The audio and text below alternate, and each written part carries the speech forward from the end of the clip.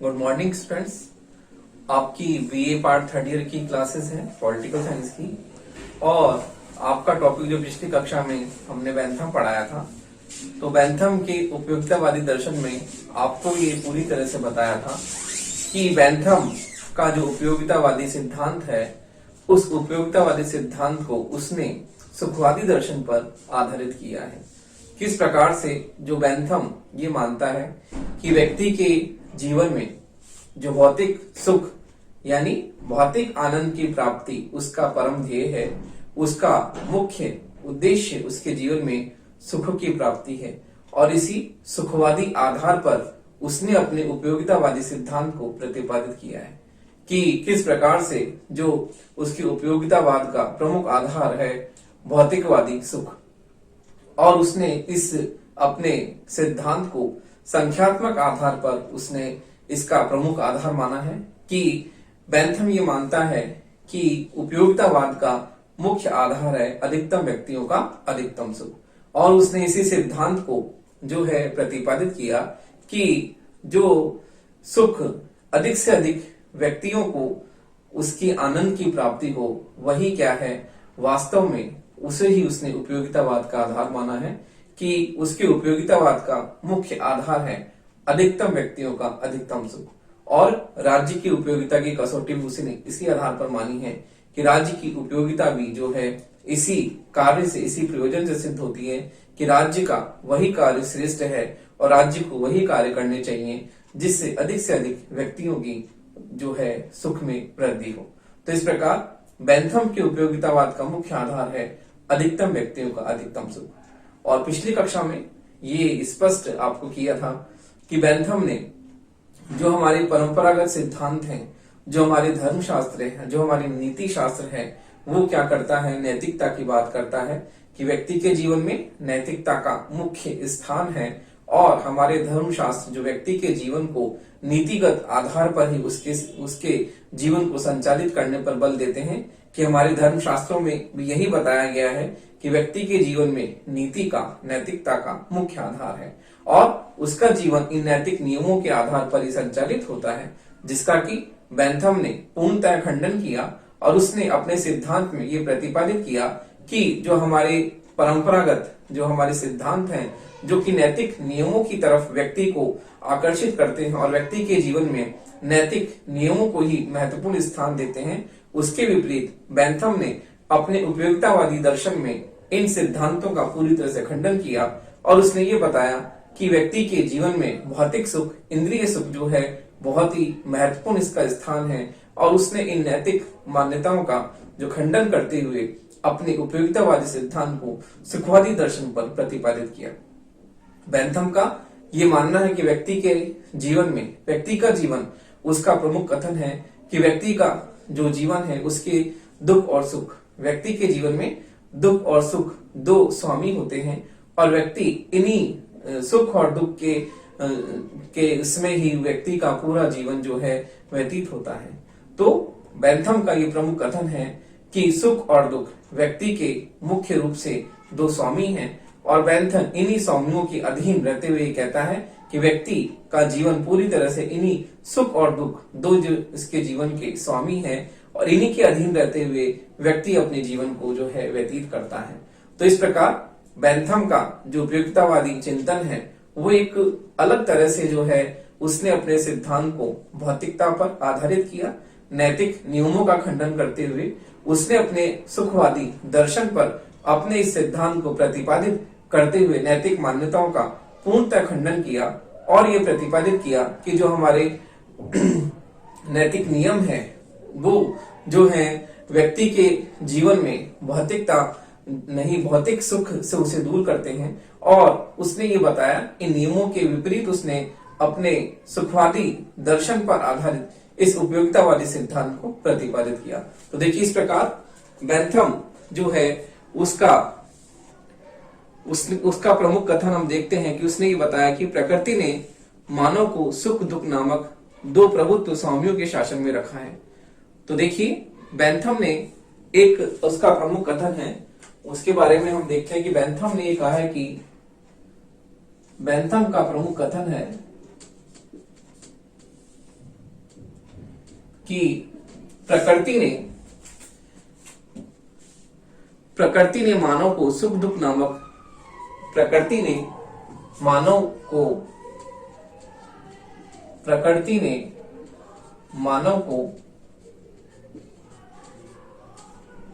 सुख दुख प्रकृति ने मानव को सुख दुख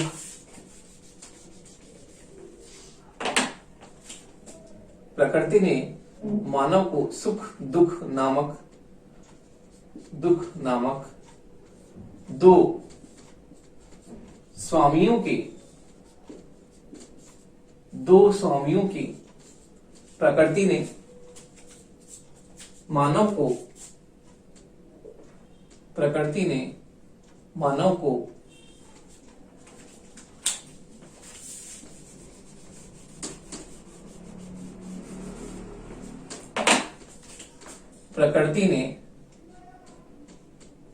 को सुख दुख नामक प्रकृति ने मानव को सुख दुख नामक दो स्वामियों के शासन में रखा है। दो स्वामियों के शासन में रखा है। दो स्वामियों के शासन में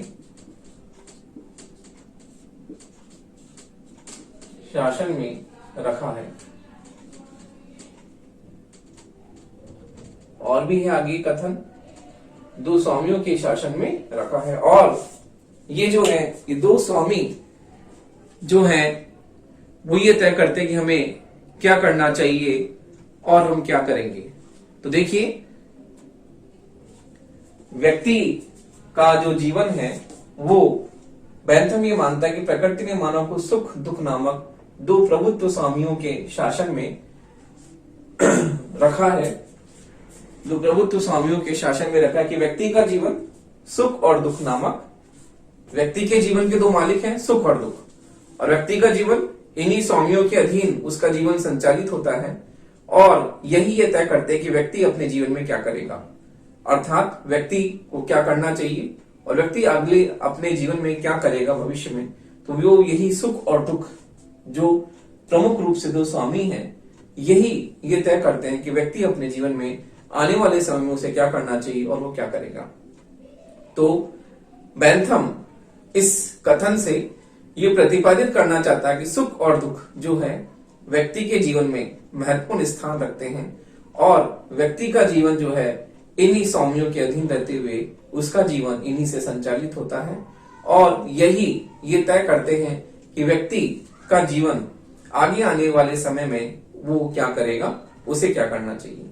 तो देखिए, इस प्रकार से हम ये देखते हैं कि बेंथम जो है सुखवादी दर्शन का प्रतिपादन करता है और अपने सुखवादी दर्शन में व्यक्ति के जीवन को उसके दो स्वामी मानता है, सुख और दुख, और यही ये तय करते हैं कि व्यक्ति जीवन में क्या करेगा। तो देखिए, हम देखते हैं आगे कि बेंथम का जो अगला जो है उसमें ये बताता है कि कार्य के उद्देश्य की अपेक्षा कार्यों के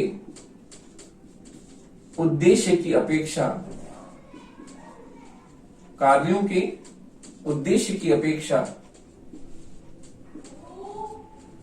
परिणाम का महत्व। बेंथम ये कहता है, बेंथम का सिद्धांत इस बात पर आधारित है कि कार्यों के उद्देश्य की अपेक्षा परिणाम का महत्व। कहने का तात्पर्य है कि उद्देश्य की तुलना में जो रिजल्ट है, जो परिणाम है, वो महत्वपूर्ण है। तो बेंथम इस बात पर बल देता है कि कार्य के उद्देश्य की तुलना में जो उसका परिणाम है वो परिणाम क्या है और उसका रिजल्ट क्या है। तो बेंथम कार्यों के उद्देश्य की अपेक्षा परिणाम के महत्व पर बल देता है और ये कहता है कि कार्यों के उद्देश्य की अपेक्षा परिणाम को महत्वपूर्ण मानता है। उसका ये मानना है कोई काम किस उद्देश्य से किया जा रहा है उसका कोई महत्व नहीं है, कि उसका उद्देश्य क्या है, उसका प्रयोजन क्या है, इससे कोई मतलब नहीं है। केवल उसका परिणाम, केवल उसका रिजल्ट क्या है, उससे उसका मतलब है। तो बेंथम ये इस बात को अपने सिद्धांत में बताता है कि कार्य का उद्देश्य उससे कोई मतलब नहीं है, उसका कोई महत्व नहीं है, जबकि परिणाम का महत्वपूर्ण स्थान है और बेंथम को परिणाम से ही मतलब है। तो बेंथम कार्य के उद्देश्य की तुलना में परिणाम को जो है महत्व देता है और ये बताता है कि उसके अनुसार जो वस्तु हमें सुखद अनुभूति देती है वो ठीक और उपयोगी है। कहने का मतलब है जो वस्तु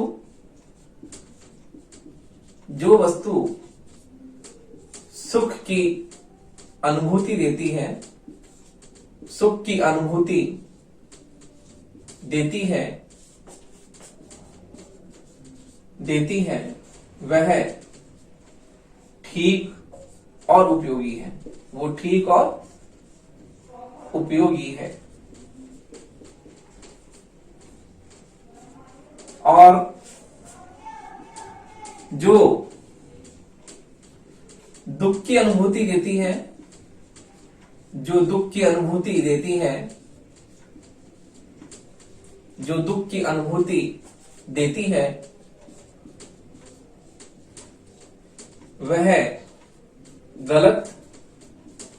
गलत और अनुपयोगी है, वो गलत और अनुपयोगी है। तो देखिए बेंथम अपने उपयोगितावादी सिद्धांत में इस बात पर मुख्य रूप से अपने सिद्धांत को आधारित मानता है कि कार्य के उद्देश्य की अपेक्षा परिणाम का महत्व है। कार्य का उद्देश्य क्या है इससे कोई मतलब नहीं है, केवल उसके रिजल्ट से, उससे परिणाम से मतलब है कि उसका परिणाम क्या आता है। तो इस प्रकार बेंथम ये बताता है कि जो वस्तु सुख की अनुभूति देती है, अर्थात जिस वस्तु से, जिस कार्य को करने से सुख प्राप्त होता है वो ठीक है, उपयोगी है, सही है। और जिस कार्य को करने से दुख की अनुभूति होती है, जिस कार्य को करने से दुख प्राप्त होता है, वो कार्य क्या है, गलत है, अनुपयोगी है। तो बेंथम अपने सिद्धांत को, उपयोगितावादी दर्शन को सुखवादी दर्शन पर प्रतिपादित करता है। सुखवादी दर्शन को मुख्य आधार अपने उपयोगितावाद का बताता है और ये कहता है कि जिस कार्य को करने से सुख की प्राप्ति होती है वो कार्य सही है और उस कार्य को ही करना चाहिए। जिस कार्य को करने से दुख की अनुभूति होती है, दुख प्राप्त होता है, वो कार्य नहीं करना चाहिए और वो कार्य क्या है, गलत है। तो इस प्रकार बेंथम अपने उपयोगितावादी दर्शन को सुखवादी दर्शन पर आधारित मानता है और ये बताता है कि उसके उपयोगितावादी चिंतन में सुख की अनुभूति प्राप्त करना बहुत ही महत्वपूर्ण है और जिस कार्य को करने से व्यक्ति को सुख की प्राप्ति होती है वही कार्य सही है। उसके अलावा जिस कार्य को करने से दुख की प्राप्ति होती है, जिस कार्य को करने से दुख मिलता है, वो कार्य गलत है, वो कार्य नहीं करना चाहिए। तो इस प्रकार बेंथम सुखवादी दर्शन पर अपने सिद्धांत को प्रतिपादित करता है और उसमें मुख्य रूप से संख्यात्मक आधार बताता है। जिस कार्य को करने से अधिक व्यक्तियों का सुख प्राप्त होता है वो कार्य क्या है, सही है। और उपयोगितावाद की कसौटी यही है कि अधिकतम व्यक्तियों का अधिकतम सुख। तो हम देखते हैं आगे बेंथम ने जो है सुख दुख का स्वरूप बताया है। उसने सुख दुख का स्वरूप क्या है तो उसकी बात बेंथम करता है। सुख दुख का स्वरूप। तो बेंथम अपने उपयोगितावादी चिंतन में सुख दुख का स्वरूप बताता है कि सुख दुख का स्वरूप क्या है, सुख दुख किस प्रकार से होते हैं, सुख दुख के क्या प्रकार हैं। तो बेंथम ने इस बात को भी अपने सिद्धांत में बताया है, अपने चिंतन में बताया कि सुख दुख के क्या प्रकार हैं, सुख दुख का स्वरूप क्या है। तो बेंथम ये बताता है कि सादे या सरल सुख 15 प्रकार के होते हैं। सादे या सरल सुख, साधे या सरल सुख 15 प्रकार के होते हैं, 15 प्रकार के होते हैं। इसी तरह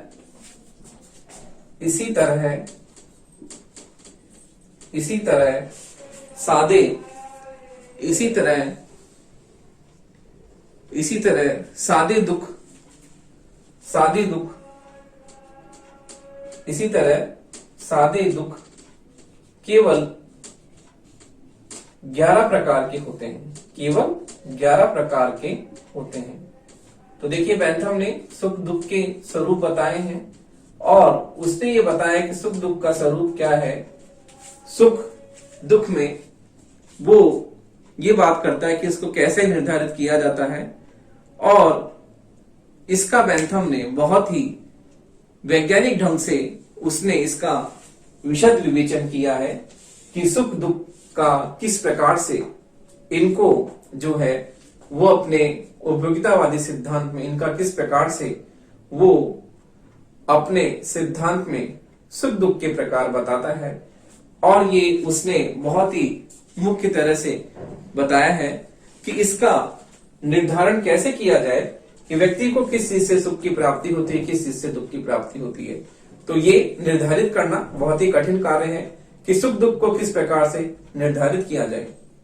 और बेंथम ने सुख और दुख के स्वरूप क्या है इनका बहुत ही अच्छी तरह से उसने वैज्ञानिक ढंग से इनका उसने निरूपण किया है। उसने इस सिद्धांत के बारे में बहुत ही वैज्ञानिक ढंग से बताया है कि सरल सुख, सादे सुख कितने प्रकार के होते हैं, दुख कितने प्रकार के होते हैं। तो इसीलिए बेंथम का जो उपयोगितावादी दर्शन है बहुत ही महत्वपूर्ण है। उसका राजनीति विज्ञान को जो देन बहुत ही महत्वपूर्ण है कि उसने इन सब का बहुत ही वैज्ञानिक ढंग से विवेचन प्रस्तुत किया है। तो हम देखते हैं आगे कि बेंथम ने जो है सुख दुख के स्रोत क्या है। तो देखिए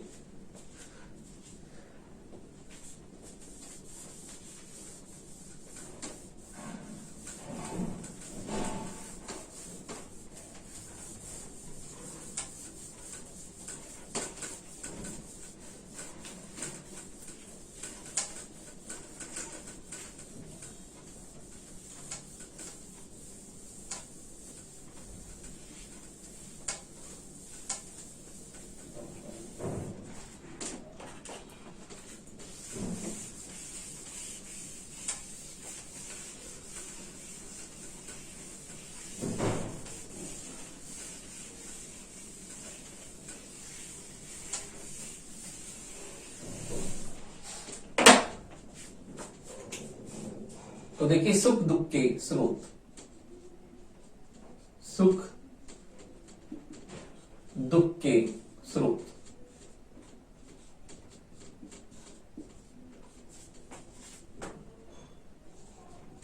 बेंथम के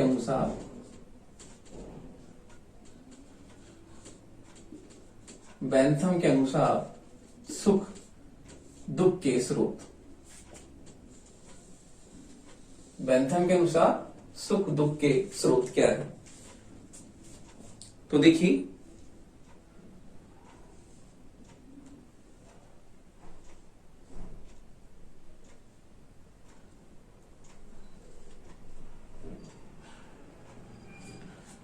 बेंथम ने ये माना कि सुख और दुख के बाहरी स्रोत की बात करता है। सुख और दुख व्यक्ति को बाहर से प्राप्त होते हैं और कोई भी घटना ऐसी होती है जिस घटना से व्यक्ति कई बार बहुत ही ज्यादा उसे सुख की और आनंद की अनुभूति प्राप्त होती है और कई बार कई ऐसे कारण होते हैं जिस कारणों से उसे दुख की अनुभूति होती है। तो बेंथम सुख और दुख के बाहरी स्रोतों की बात करता है और ये कहता है कि सुख और दुख जो होते हैं वो व्यक्ति को जो है समान मात्रा में प्राप्त नहीं होते हैं।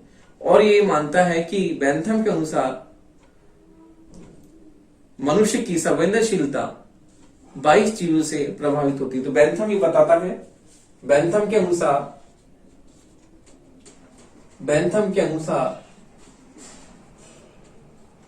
मनुष्य की संवेदनशीलता, मनुष्य की संवेदनशीलता 32 चीजों से, संवेदनशीलता 32 चीजों से प्रभावित होती है। प्रभावित होती है कि व्यक्ति जो है सुख और दुख की अनुभूति करता है, और सुख और दुख जो होते हैं वो उसे बाहरी कारणों के प्रभाव से उसके मन में उत्पन्न होते हैं। और तो बेंथम ये कहता है कि मनुष्य की संवेदनशीलता 32 चीजों से प्रभावित होती है, जिसमें उसने माना है कि स्वास्थ्य, ज्ञान की मात्रा, बौद्धिक क्षमता आदि उसने इस तरह से 32 जो है कारण बताए हैं कि 32 चीजों से मनुष्य की संवेदनशीलता प्रभावित होती है। तो देखिए अब हम बेंथम के सुख दुख के प्रमुख स्रोत के बारे में बात करते हैं कि बेंथम ने जो है सुख दुख के 5 स्रोत बताए हैं। बेंथम ने सुख दुख के पांच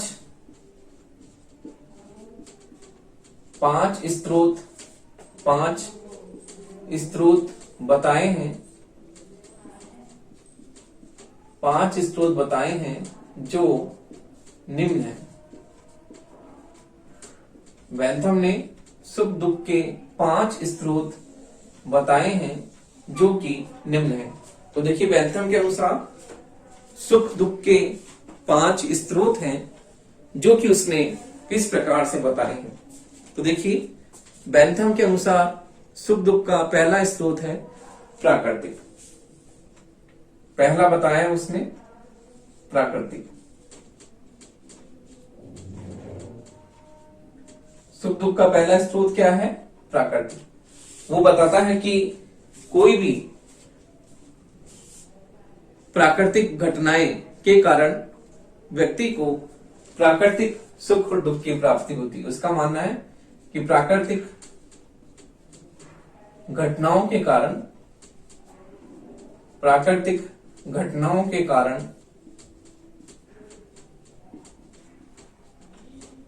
सुख दुख की प्राप्ति। बेंथम का ये मानना है कि जो प्राकृतिक घटनाएं होती हैं और उस घटनाओं के कारण मनुष्य को जो सुख और दुख की प्राप्ति होती है वो इसमें मुख्य रूप से शामिल है।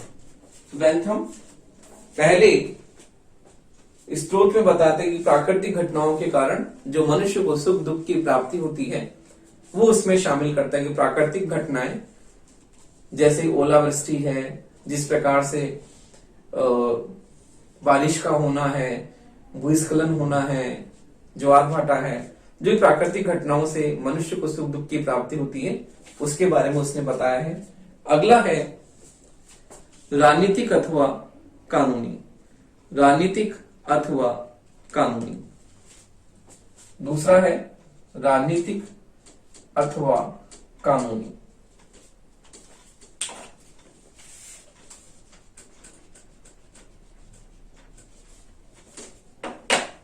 दूसरा है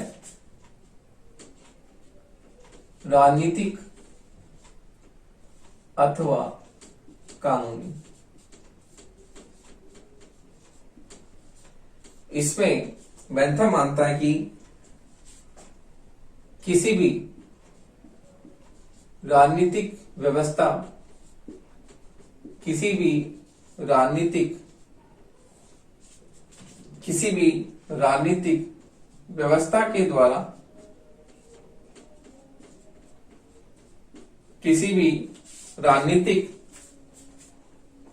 व्यवस्था के द्वारा या कानून के द्वारा, किसी भी राजनीतिक व्यवस्था के द्वारा या कानून के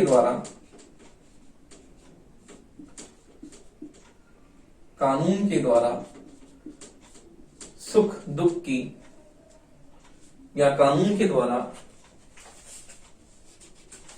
द्वारा जब सुख दुख की प्राप्ति होती है, जब सुख दुख की प्राप्ति होती है उसको उसने इस श्रेणी में माना है कि जब किसी भी राज्य व्यवस्था के द्वारा या किसी भी कानून के द्वारा जब व्यक्ति को सुख दुख की प्राप्ति होती है, उसे वो राजनीतिक अथवा कानूनी स्रोत में मानता है। अगला है नैतिक। तो देखिए, नैतिक में वो मानता है कि जब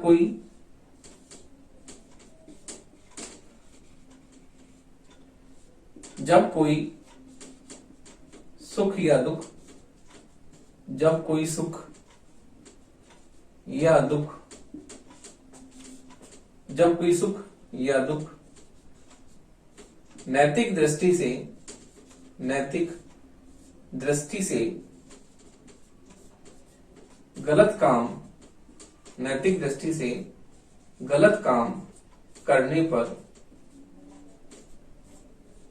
जब कोई नैतिक दृष्टि से गलत काम करने पर, नैतिक दृष्टि से गलत काम या गलत काम करने या गलत काम करने या अच्छा काम करने पर, अच्छा काम करने पर प्राप्त होता है, या अच्छा काम करने पर प्राप्त होता है। सही काम करने पर सुख प्राप्त होगा और नैतिक दृष्टि से कोई गलत काम करने पर दुख प्राप्त होगा। उसे उसने इस स्रोत में माना है, नैतिक स्रोत में। अगला है सामाजिक या लौकिक। सामाजिक या लौकिक।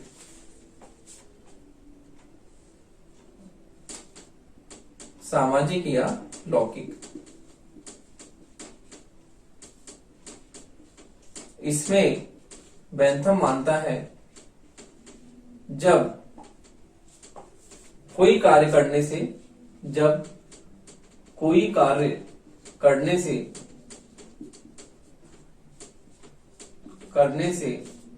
समाज व्यक्ति को, जब कोई कार्य करने से समाज व्यक्ति को पुरस्कार, समाज व्यक्ति को पुरस्कार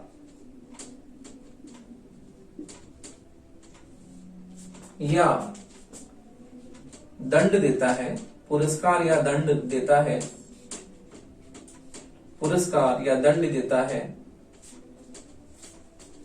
समाज व्यक्ति को पुरस्कार या दंड देता है, तो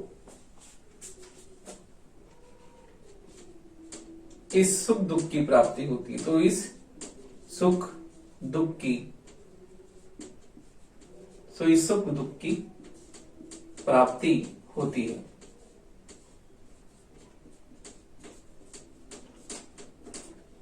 अगला है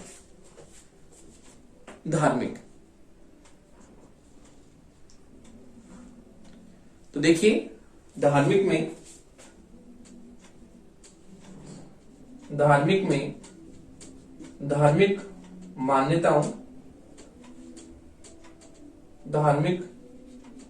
मान्यताओं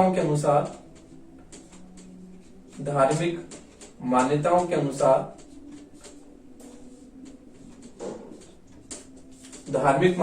अनुसार, कार्य करने से, धार्मिक मान्यताओं के अनुसार कार्य करने से या धार्मिक मान्यताओं के विरुद्ध या धार्मिक मान्यताओं के विरुद्ध या धार्मिक मान्यताओं के विरुद्ध, धार्मिक मान्यताओं के विरुद्ध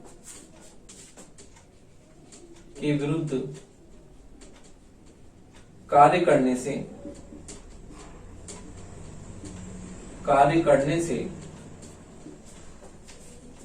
जो सुख दुख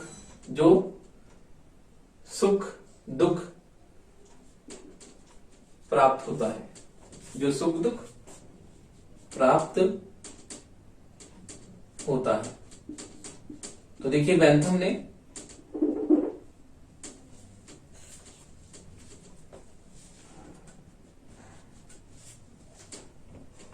जो सुख दुख प्राप्त होता है। तो देखिए इस प्रकार बेंथम ने धार्मिक मान्यताओं के अनुसार कार्य करने से या धार्मिक मान्यताओं के विरुद्ध कार्य करने से जो सुख या दुख प्राप्त होता है उसे उसने इसमें माना है।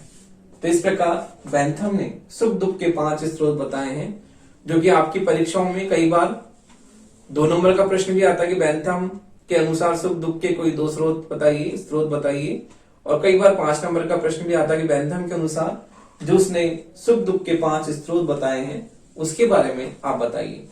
तो देखिए इस प्रकार